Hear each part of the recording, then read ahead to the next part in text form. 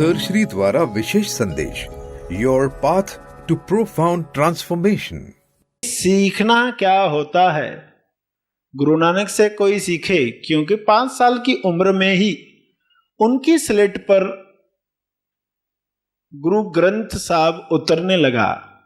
उन्होंने 5 साल की उम्र में जब सवाल पूछा टीचर से उन्होंने कि अ का अर्थ क्या होता है, कख ग जैसे हम सीखते हैं तो अ आता है पहला शब्द, तो ये अ का अर्थ क्या है?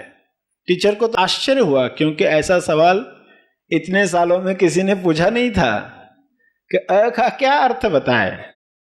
और टीचर जब आगे पढ़ा रहे हैं तो ये बच्चा लिख रहा है, स्लेट पर कुछ लिख रहा है। टीचर ने जब कहा दिखाओ स्लेट दिखाओ, सभी बच्चों की स्लेट चेक कर ली, मगर ये लेकर ही नहीं आ रहे।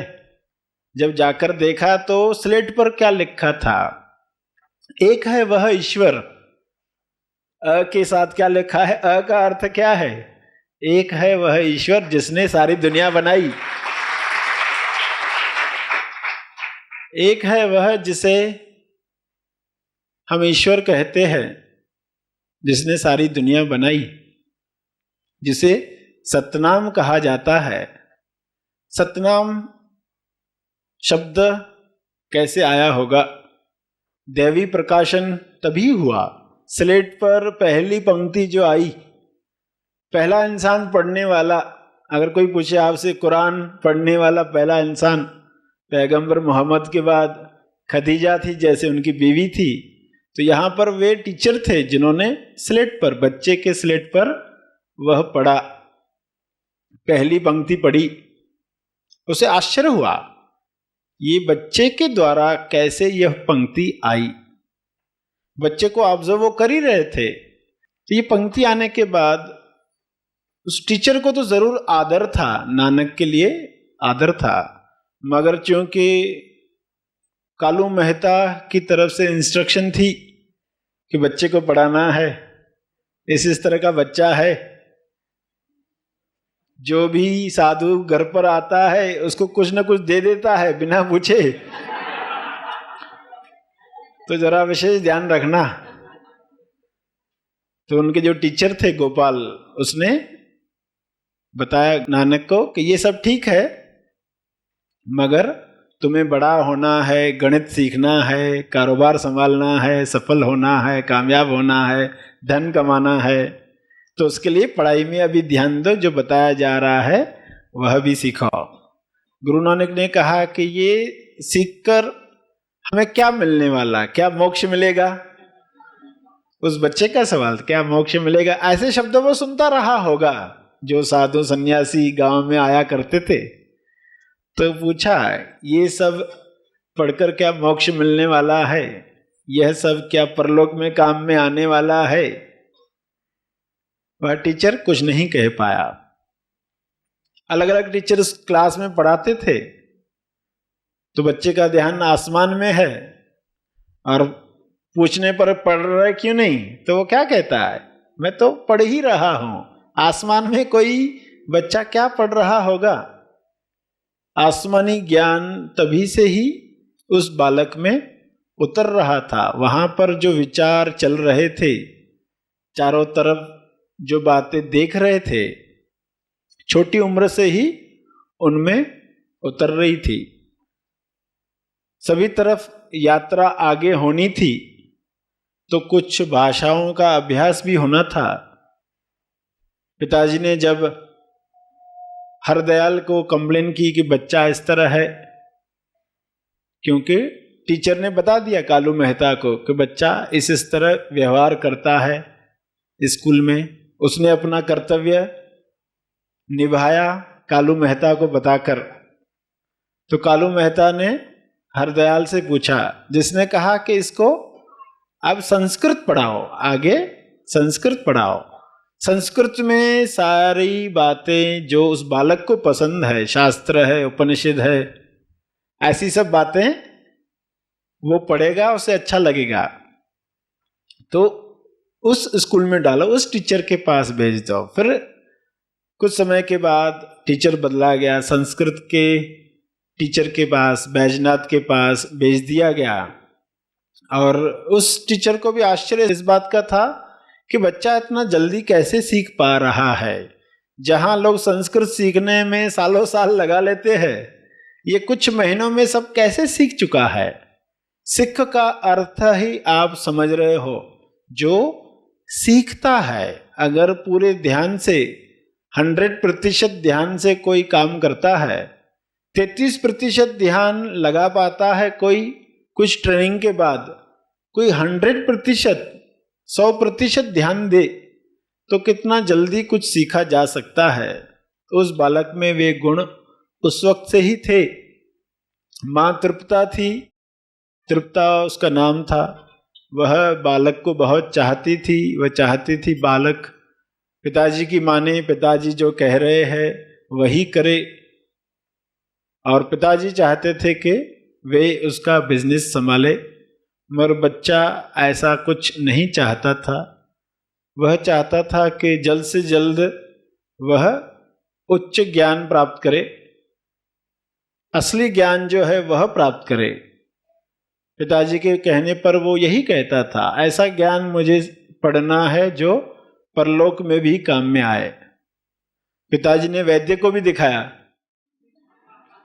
कि कहीं कुछ गड़बड़ हो तो वो देख ली जाए। वैद्य ने जब नब्ज देखी तो नानक ने पूछा, क्या देख रहे हो? वैद्य ने कहा, मैं नब्ज देख रहा हूं शरीर की, जिससे पता चलेगा कि कहाँ रोग है, कहाँ दुख है। तो नानक ने पूछा कि शरीर पर रोग होगा तो ही नब्ज से पता चलता है, या जो आत्मा को भी दुख है वो भी पता चलता है? वैद्य ने कहा, जो शरीर का रोग है वही पता चलता है। तो नानक ने कहा, फिर शरीर को तो कोई रोग है नहीं, मेरी तो आत्मा को दुख है जो परमात्मा से अलग हो गई है। क्या उस दुख को तुम खत्म कर सकते हो?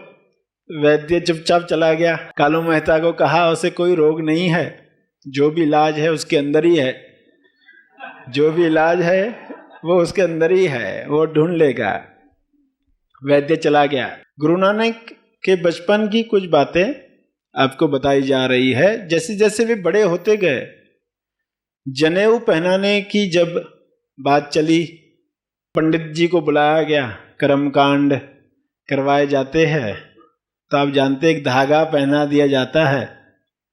जनेऊ पहनाने के लिए उनको लाया गया, धूमधाम से प्रोग्राम रखा गया, सब लोग आए हुए। गुरु नानक ने पूछ लिया उस पंडित से कि ये जनेऊ किस लिए पहनाया जाता है? पंडित ने कहा, यह पहनाया जाता है ताकि तुम्हारी सुपीरियरिटी, ऊंचाई, उच्चता लोगों के सामने साबित हो, तुम धर्मवान हो, तुम अच्छे कार्य करोगे, ये जनेऊ पहनकर तुमसे बुरे कर्म नहीं होने वाले, इसलिए तुमको ये पहनाया जा रहा है। तुम धर्म में स्थापित किए जा रहे हो, दीक्षित किए जा रहे हो। तब उसने सवाल पूछा, नानक का सवाल था, ये धर्म का प्रतीक है, अगर यह जनेऊ टूट गया तो क्या धर्म भी टूट जाएगा? अगर पानी में गीला होकर मट्टी में मैला हो जाएगा, शरीर की मैल लग जाएगी तो मैला हो जाएगा, तो क्या धर्म भी मैला हो जाएगा? और ये जनेऊ पहनकर भी लोगों को हम बुरा कार्य करते देख रहे हैं, मैला कार्य करते देख रहे हैं, तो ये कैसे? क्या यह जनेऊ पहनकर जो मरेगा, शमशान में जब उसे जलाया जाएगा, तो क्या ये जनेऊ नहीं जलने वाला? अगर जल जाएगा तो परलोक में कैसे काम में आएगा? ये सारे सवाल सुनकर पंडित जी ने कहा, ये तो होने वाला है, ये जो जनेऊ है ऐसा ही है। नानक ने कहा, क्या ऐसा जनेऊ नहीं है जो मैला न हो, जो टूटे नहीं, जो जले नहीं? पंडित ने कहा, ऐसा कोई जनेऊ नहीं होता है। गुरु नानक ने कहा, होता है। ऐसा जनेऊ होता है। कैसा होता है? पंडित ने पूछा कैसा होता है? क्योंकि गुरु नानक ने जनेऊ पहनने से इनकार कर दिया, ये तो मैं नहीं पहनने वाला। ऐसा जनेऊ लेकर आओ जिसमें ये सब गुण हो तो ही हम धारण करेंगे, नहीं तो नहीं करेंगे। कैसा जनेऊ तो क्या बताया? जिसमें करुणा की कपास हो, ऐसा जनेऊ पहनाओ जिसमें करुणा की कपास हो, जिसके अंदर जो सूत होता है संतोष का हो, संतोष का सूत हो, संयम की गांठ हो, संयम की उसमें गांठ बांधी जाए, जिसे हम भक्ति भाव से पहन पाए। उसे पहनना ही भक्ति बढ़ाए और जिसे पहनकर ईमानदारी की कमाई करें, कपट मुक्त जीवन जिए। ऐसा जनेऊ हम पहने, ऐसा जनेऊ यानी ऐसे गुण हम अपने अंदर लाएं, तो हमने वो जनेऊ पहना। इस तरह के शब्द सुने पंडित नाराज हो गया, वो अपना सामान लेकर चला गया। नहीं पहनाना है तो हमारा समय क्यों खराब कर रहे? नाराज होकर चला गया। कुछ लोगों ने कहा पहन ही लेता तो क्या फर्क पड़ता था, पहन ही लेता तो क्या बड़ी बात हो जाती थी। मगर नानक जिसके MSY का रोल था उन सब कर्म कांडों को तोड़ने का, इसलिए उन्होंने इनकार कर दिया, उन्होंने वह नहीं पहना। कालू मेहता यही कहते रहे पिछले जन्म में कुछ बुरा कर्म किया इसलिए ऐसी औलाद प्राप्त की। माँ ने कहा पिताजी की रख लेते तो अच्छा होता, पिताजी तुम्हारी इतनी सेवा करते हैं, खाना पीना सब उनकी बदौलत चलता है, थोड़ा तो अपने पिताजी की मान लेते। मगर गुरु नानक ने जनेऊ पहनने से साफ इनकार कर दिया। एनलाइटेंड मास्टर सर श्री निर्मित महा आसमानी परम ज्ञान शिविर जर्नी टू सेल्फ रियलाइजेशन, यह शिविर होने जा रहा है मनन आश्रम पर। तो आइए ज्यादा समय न गवाते हुए अपने जीवन को प्रेम, आनंद, मौन, समृद्धि, संतुष्टि, विश्वास जैसे कई दिव्य गुणों से परिपूर्ण कर जीवन को सार्थक बनाने के लिए आज ही महा आसमानी परम ज्ञान शिविर के लिए अपना रजिस्ट्रेशन करें। शिविर से संबंधित अधिक जानकारी पाने के लिए दिए गए फोन नंबर्स पर संपर्क करें। धन्यवाद।